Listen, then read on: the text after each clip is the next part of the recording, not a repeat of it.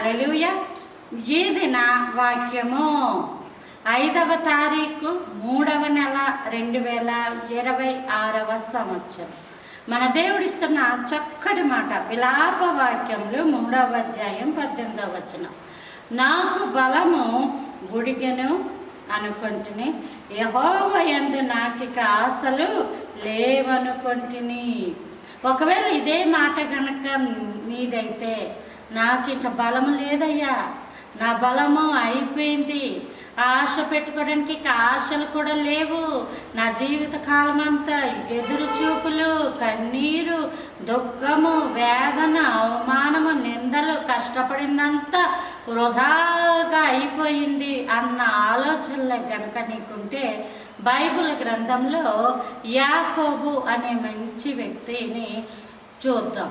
యాకోబు తను యవ్వన ప్రాయంలోకి వచ్చాక వివాహము నిమిత్తము తన మేనమామ ఇంటికి వెళ్ళిన తర్వాత రాహేలుని ప్రేమిస్తాడు, తన యొక్క మరదలు. అయితే ఆ రాహేలు వాళ్ళ యొక్క నాన్నగారు యాకోబుని మోసం చేసి లేయానిచ్చి వివాహం చేశాడు. తర్వాత లేయ యొక్క దాసి, ఆ తర్వాత రాహేలు యొక్క దాసి, అలాగా నలుగురు వారికి పిల్లలు.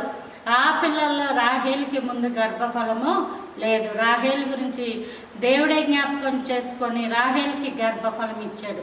రాహేలుకి ఇచ్చిన గర్భఫలంలో యోసేపు ప్రథమ సంతానం. మొత్తం సంతానం అంతట్లో యోసేపుని యాకోబు బహుగా ప్రేమించాడు. అది అన్నదమ్ములు చూడలేక యవ్వన ప్రాయము వచ్చిన తర్వాత 17వ సంవత్సరంలో ఉంటుండగా అతనిని ఒక గోతిలో పడేసి, ఆ తర్వాత ఐగుప్తీయులకు అమ్మేసి, ఇస్సాకారీలకు మొత్తానికి జాతికి వాళ్ళు అమ్మేస్తారు. 30 వెండి నాణాలకి అమ్మేసి అతని వస్త్రాలను సైతం ఒక జంతువుని చంపి ఆ రక్తంలో పొర్లించి యాకోబు దగ్గరికి తీసుకొని వస్తాయి. యాకోబు ఇదే మాట అంటాడు, ఇంక నేను చచ్చిపోతాను బాబోయ్, నాకు ఇక ఆశలు లేవు, నేను అల్లారు ముద్దుగా పెంచుకున్న నా కుమారుణ్ణి దుష్టమృగము చంపేసింది అని కన్నీరు కారుస్తాడు. సుమారుగా ఒక 20 సంవత్సరాలు అయిపోయాక ఇదే యోసేపు ఐగుప్తు రాజ్యంను ఏలుతూ పరిపాలిస్తూ ఉంటాడు. అప్పుడు యోసేపు ఫరో యొద్ద యాకోబునొద్దకు రథములను గుర్రములను పంపించి, నీ కుమారుడైన యోసేపు బ్రతికి ఉన్నాడు అని ఆనవాళ్ళు చూపిస్తాడు.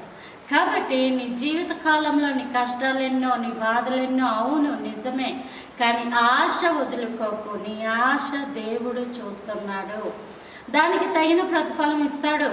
ఆయన కృపలో ఇస్తాడు.